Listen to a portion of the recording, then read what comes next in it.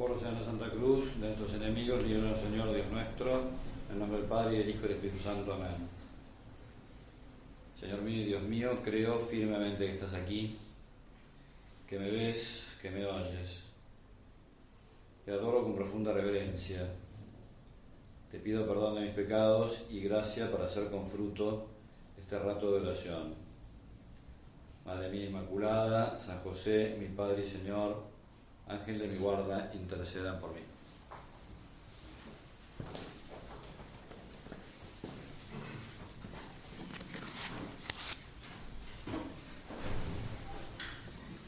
El 15 de septiembre, es decir, al día siguiente a la fiesta de la exaltación de la Santa Cruz, es la Virgen de los Dolores. La Iglesia asoció estas dos fiestas, el dolor de Jesús y el dolor de María. Y claro, la vida de la Virgen es una vida que no fue fácil. Nosotros podríamos pensar que por no tener pecado original tuvo una vida bastante más fácil que la nuestra. Por ejemplo, nosotros, como tenemos pecado original, tenemos los 7 pecados capitales. La Virgen, como no tuvo pecado original, no tuvo los 7 pecados capitales. Entonces, la Virgen no fue tocada por el pecado, ni por el pecado grave, ni por el pecado leve, ni por las imperfecciones. O sea, ella no tuvo que luchar contra la soberbia, no tuvo que luchar contra la avaricia, no tuvo que luchar contra la lujuria, no tuvo que luchar contra la envidia, no tuvo que luchar contra la gula, no tuvo que luchar contra la ira y no tuvo que luchar contra la pereza. Uno dice, wow, si no tenés que luchar contra ninguno de esos enemigos, y sos Maradona, Messi, qué sé yo, sos todos los triunfadores juntos. Bueno, sí, desde el punto de vista moral, clarísimamente, ella, la perfección moral, o sea, no, pero claro, lo que pasa es que lo que su hijo le pidió no fue solamente eso, lo que le pidió su hijo fue que ella lo acompañara, que ella siguiera sus pasos. Es decir, seguirle los pasos al Hijo de Dios es una cosa mucho más difícil que luchar contra la soberbia, la avaricia, la gula, la ira, la envidia, la gula y la pereza. Porque, claro, tuvo que ir al mismo ritmo al que iba su hijo. Y estar, podríamos decir, sometida a las mismas cosas a las cuales él voluntariamente se quiso someter. La Virgen, cuando le toca dar su fiat, cuando le toca decirle al Señor que sí, ella era una mujer que conocía las Escrituras, ella sabía que el Mesías iba a ser un servidor sufriente. Ya Isaías había profetizado, ¿no es cierto? O sea, el servidor del siervo de Yahvé, la profecía del siervo de Yahvé es la de un hombre que sufre mucho. Ella sabía que su hijo iba a sufrir y sabía que como madre iba a sufrir. Esto se lo confirma el anciano Simeón, ¿no? Cuando le dice, una espada de dolor atravesará tu corazón. Uno podría decir, bueno, pero ¿por qué todo esto? ¿Por qué una espada de dolor va a atravesar su corazón? Si ella es buenísima, es santísima, ¿sí? Es buenísima, es santísima, pero el Señor la quiere asociar a su redención, la quiere asociar a su modo de redimir. Y entonces la Virgen, lo interesante es que ella acepta todo esto, ¿no? Y lo va aceptando, bueno, primero lo acepta cuando se le aparece el ángel. Ya de entrada ella ya tiene una dificultad. O sea, Dios no se la hizo fácil en el sentido de que ella de entrada tuvo que aceptar cosas que no entendía, ¿no? ¿Cómo será esto? Yo no conozco varón. O sea, ella ya tiene de entrada que alterar sus planes, o por lo menos empezar a rebobinar acerca de cómo va a ser para hacer lo que Dios le pide, ¿no?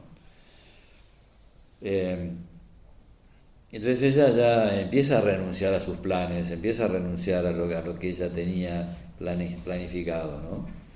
y empieza a sufrir porque ella está embarazada y José se da cuenta y entonces ella no sé por qué, no le explica, pensará que no correspondía explicarle y entonces lo ve sufrir a José y sufre porque sufre José.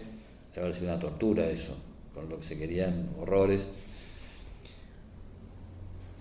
Y bueno, cuando Jesús tiene pocos años se pierde en el templo. Él no le da tampoco ninguna explicación, Jesús no le da ninguna explicación, entonces uno dice, bueno, Jesús algo le podrías haber explicado, ¿no? Ella, cuando Jesús se pierde, entre comillas, en el templo, le dice, ¿por qué nos hiciste esto? O sea, se lo está recriminando, ella es la madre, le recrimina a Dios, que es su hijo, al Hijo de Dios, que es hijo de ella, le dice, ¿por qué nos has hecho esto? ¿Por qué? Mira que nosotros nos preguntamos muchas veces, ¿no? Señor, ¿cómo permitís que sucedan estas cosas? ¿Por qué te portás de esta manera? ¿No?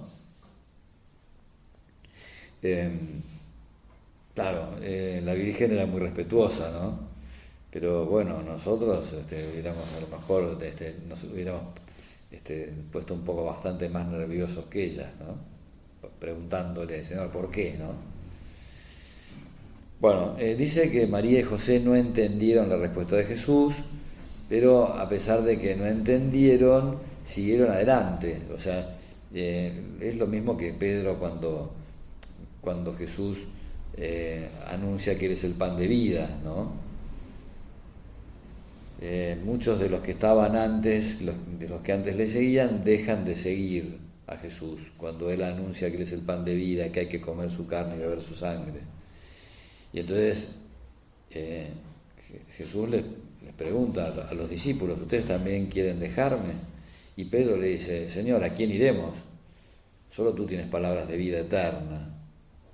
Pedro tampoco entendía, no es que Pedro entendía más que los que se fueron. Los que se fueron porque no entendían y Pedro se quedó porque entendía. No, Pedro tampoco entendía, lo que pasa es que no se fue. Ese es el problema. Pedro no se quería ir porque Pedro creía en Jesús. Bueno, y lo mismo la Virgen, o sea, la fe de la Virgen también es sometida a prueba, ¿no? Decía en Escrito que pasa, San José María, durante su vida terrena no fueron ahorrados a María ni la experiencia del dolor, ni el cansancio del trabajo, ni el claroscuro de la fe. La verdad es que tiene que haber sido para ella muy fuerte, ¿no? Todo maravilloso, sin duda, ¿no? Pero, claro, ella le está cambiando los pañales al bebé y ella tiene que creer que ese bebé al que le está cambiando los pañales es Dios, ¿no? Y lo está viendo, qué sé yo, convertir el agua en vino y tiene que convencerse de que es tan hombre como nosotros, ¿no? A pesar de su poder maravilloso, es tan hombre como nosotros. O sea, ella tiene que aceptar a la vez, nadie como ella tiene la experiencia de la humanidad de Jesús y nadie como ella tiene la experiencia de la divinidad de Jesús.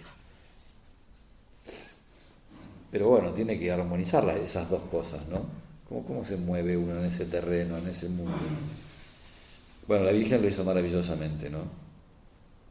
Y se movió maravillosamente en ese terreno que es el terreno del dolor.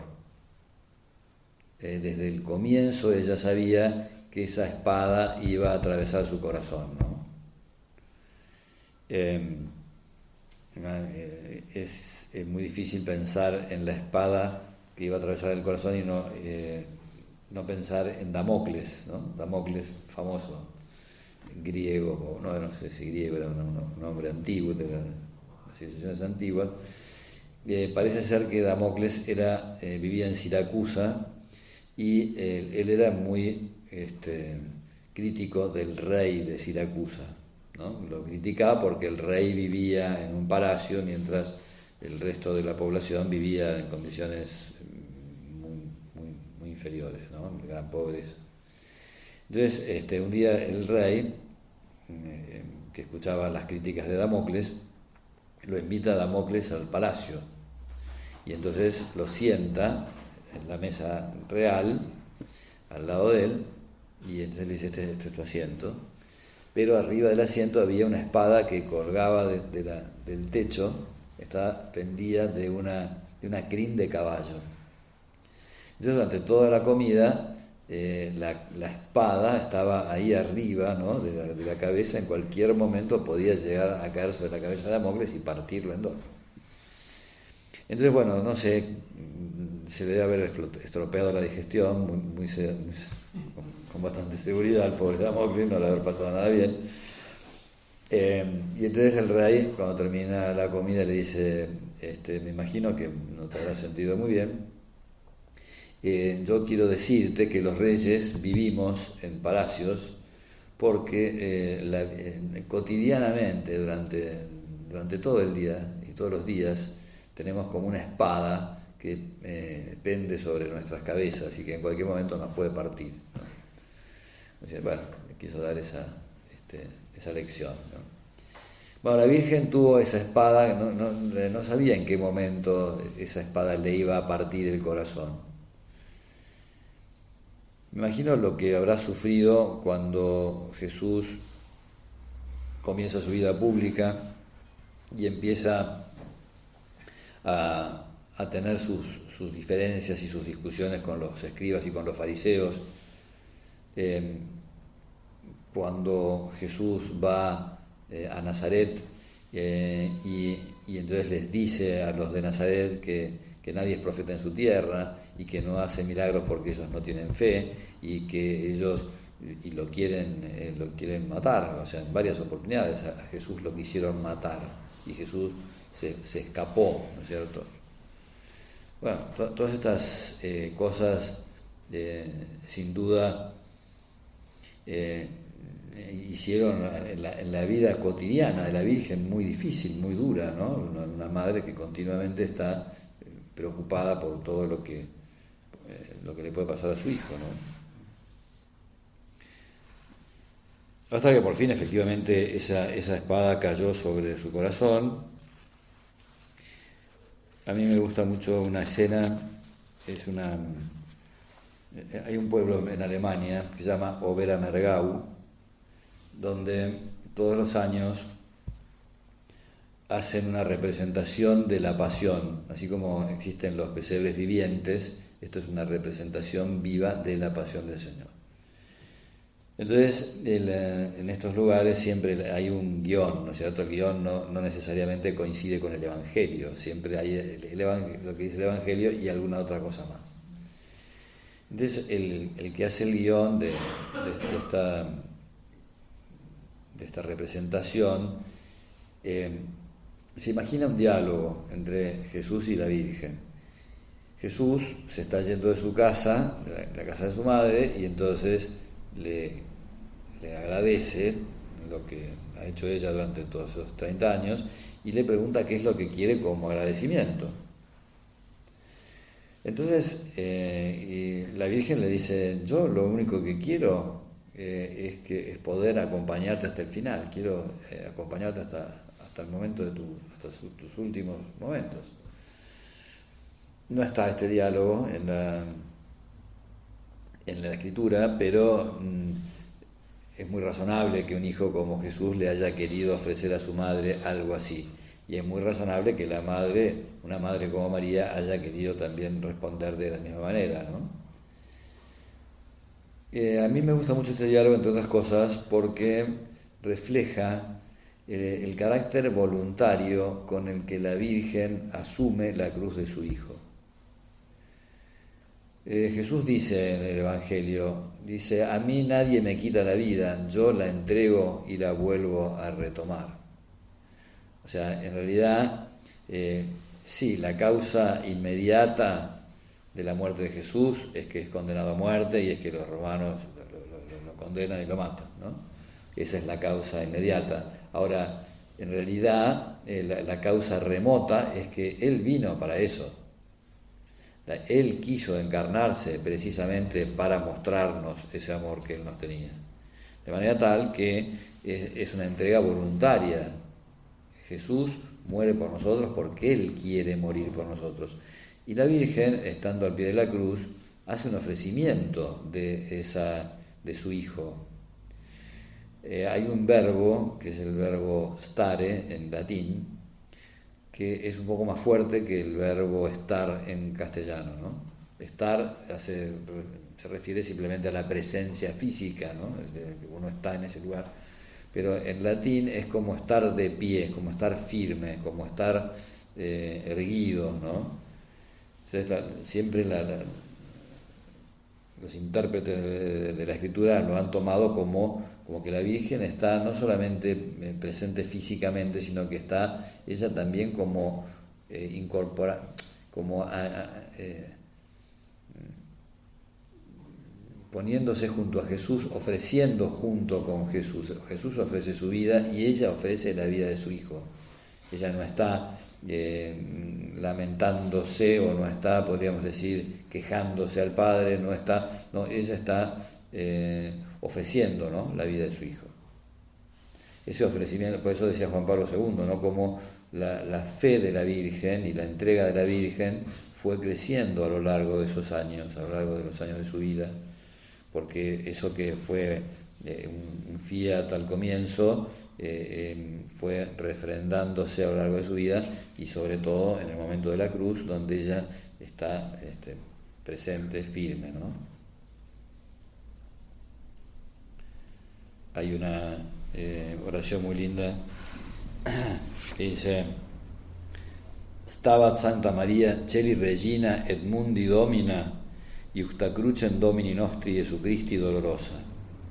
Estaba Santa María, stare, ¿no es cierto?, estaba firme, reina del cielo y señora del mundo, junto a la cruz de nuestro Señor Jesucristo, doliente. O sea, este es el modo que ella tiene de ser reina, este es el modo que ella tiene de ser dueña del mundo, ¿no? Sufriendo, ofreciendo, siendo casi mártir, diría yo, ¿no? O sea, muchos hablan del martirio de la Virgen. La Virgen no muere físicamente junto con Jesús, pero está claro que el dolor suyo es un dolor que no tiene comparación con otros dolores, ¿no? Ver una madre que ve morir a su hijo y que la ve morir en esas circunstancias, que ve morir a su hijo que es inocente, que es la bondad personificada, que es el mismo Dios. Bueno, tremendo, ¿no? Hace unos años se murió un chico que tenía 18 años y se murió de golpe, esas muertes así que son súbitas. Y entonces me decía, ¿no? Esta mujer, me decía yo, ¿cómo entiendo el dolor de María, ¿no? O cómo esto me une a la Virgen, o cómo unida también a la Virgen puedo, digamos, de alguna manera soportar este dolor, ¿no? Porque son esos dolores que son insoportables realmente. Si alguna vez nos cuesta mucho entender algo, o entender los dolores que nos tocan o que le tocan a otras personas, está bueno acudir a ella, ¿no? El otro día se murió una señora que tenía 8 hijos chiquitos. En el entierro iba una de sus chiquitas que tenía 3 años caminando, estaba caminando por ahí por la iglesia mientras se celebraba la misa, y claro, a uno se le parte el corazón, ¿no? Y hablaba el otro día también con otra señora que me contaba, ¿no?, que se había enojado con Dios y que le decía a Dios: mirá, a vos ya no te creen y a mí tampoco, hace algo, le decía a Dios. Que no te crean a vos no es tan importante, que no me crean a mí es importantísimo. Bueno, perdón por la broma humorada. Es cierto, porque nos cuesta muchísimo entender determinados dolores. Bueno, el más inentendible de todos es el de ella, porque es la persona más buena, o sea, es la bondad infinita y es la injusticia infinita, ¿no es cierto? Lo más injusto que sucede en el mundo es precisamente la muerte del Hijo de Dios. Por eso es que si alguna vez nos cuesta más entender algo, que sepamos que a ella también le costó, ¿no? El Evangelio nos dice, ¿no? María conservaba todas estas cosas y las meditaba en su corazón, pero le costó. Así que bueno, pidámosle a ella que nos ayude, ¿no? A llevar las cruces, las que a cada uno le toquen, y especialmente en esos momentos en los que nos cuesta más darnos cuenta o aceptar, ¿no?